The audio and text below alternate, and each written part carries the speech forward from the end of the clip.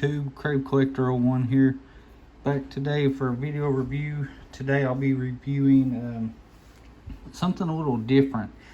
This is Dairugger XV, also known as vehicle Voltron in the States.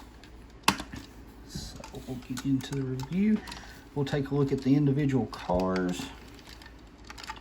Pretty nice.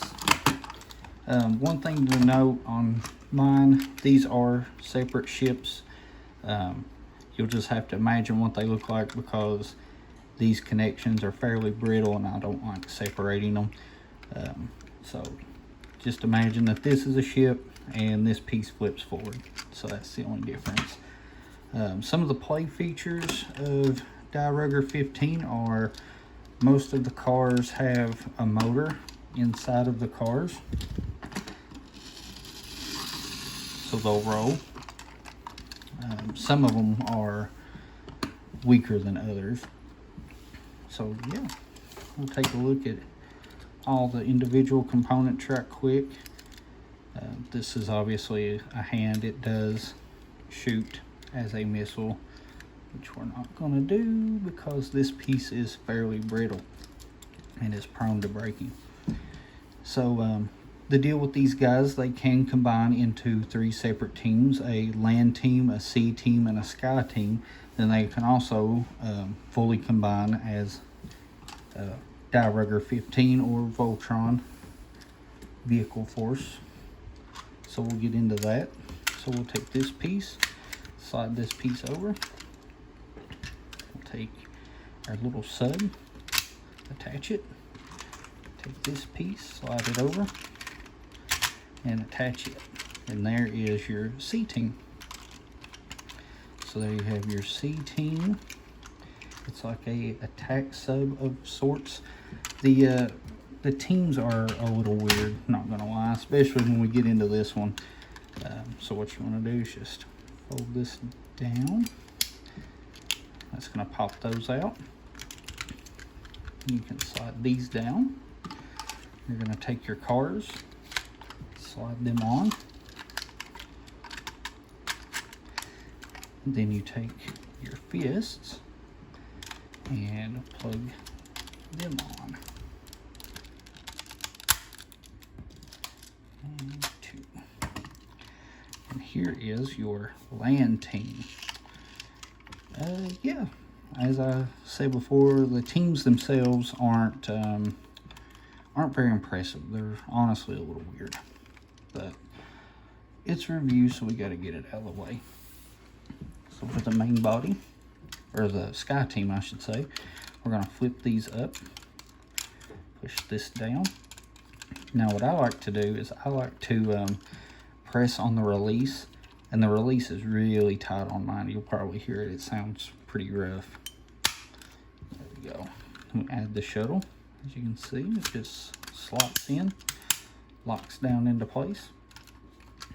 And then we take our 2 helicopters. This is the right arm. There are some release switches here that you can push in. I push them in before I add these in. Same on this side.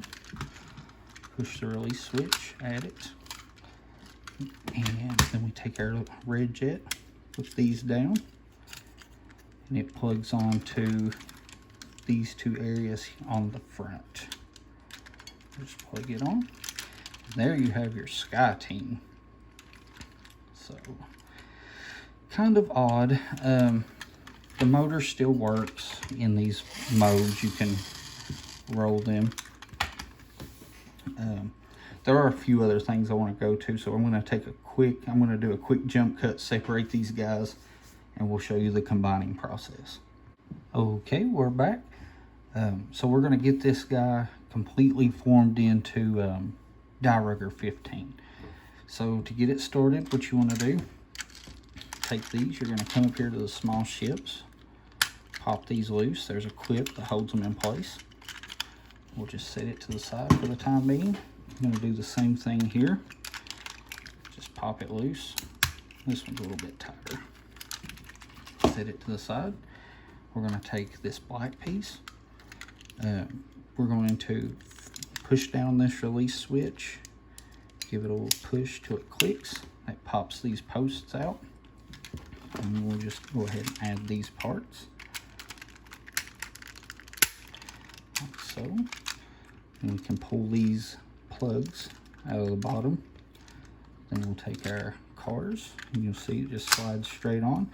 Then you want to flip these little die-cast wheels up in the back. That's going to keep this thing stable. So we're going to set this here. We're going to do the same thing on this leg. All right, we got our port, car, wheels, and then we just combine it like so. Now we're going to do this in chunks because there's a few things I want to talk about on this guy. I had to modify mine a little bit, and what you want to do is on this piece, this crotch piece, this part is supposed to tab in this way, but the problem with that is it is so tight that when I first got it, I had to take a screwdriver to pry this lever, because this works as the release switch for this piece. So I had to take a screwdriver and literally pry on that to loosen it. And this toy is, in 2 years, will be a 40-year-old toy. So I definitely don't want to do that. So what I recommend doing is, instead of putting it in this way so that it latches, let me raise this camera a tad. You actually just flip it, and it can set straight in there, and it just comes straight out. It won't latch into place, but you're not going to risk breaking your release switch on the waist piece. So that's my recommendation if you have this. So we'll put this back. Oop, there we go. And that's another problem with this thing, which we're going to go over all of this here in a minute. So next we take this piece. We're going to flip these up, push this piece down, rotate the wheels, and then what I like to do is you're just going to add the small jet like we did before. Push the release switch, add it in, make sure it latches down. Then this door, you come down here and you raise it, slide it up, and here's where this piece comes in. Push it down, and then add it right here. You'll hear it click into place. And that's another thing about this simple fix, is it still latches in here just fine. It just doesn't latch at the waist. Slot it in, which it's fine. So we're going to, and if you haven't noticed already, this is quite a large figure. It's very, very tall. So next we take our jets. This is the left arm, so we'll take this fits. Add it on. Use the release switch. Add the arm on. Same thing here. Well, it would help if I put it on in the right direction. There we go. Add that. And another piece I had to modify was this jet. This jet is known to break at the clips. So what I did is I took a file and I filed down these clips. That way it can come on, but I don't have to risk breaking it every time I pull it up, because it was so tight when it went on that I literally thought I broke it. And then the last step is open up these face plates. So you can see Dairugger space. And there you have Dairugger 15 in its robot mode. It's a cool piece. I don't really feel that it's worth adding to your collection unless you're like a die-hard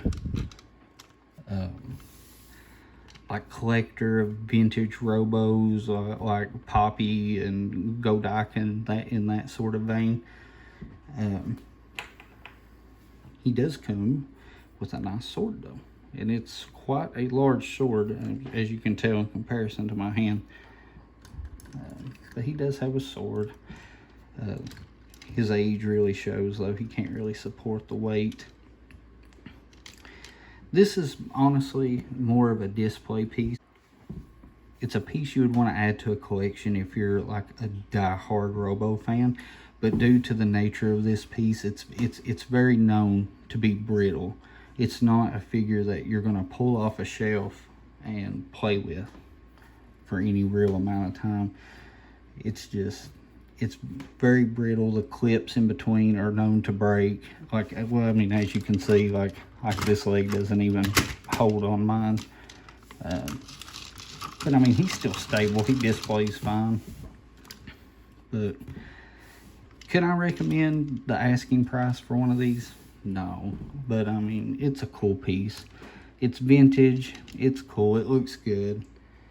But yeah, just a quick video review to show you guys Dairugger 15. If you can get one at a good price, which is hard to do nowadays because these are getting harder and harder to come across, pick it up if you're a big fan of vintage Robos. But other than that, I can't see anybody needing to add this to their collection. So thanks for watching, guys. This is Crave Collector 01 signing off.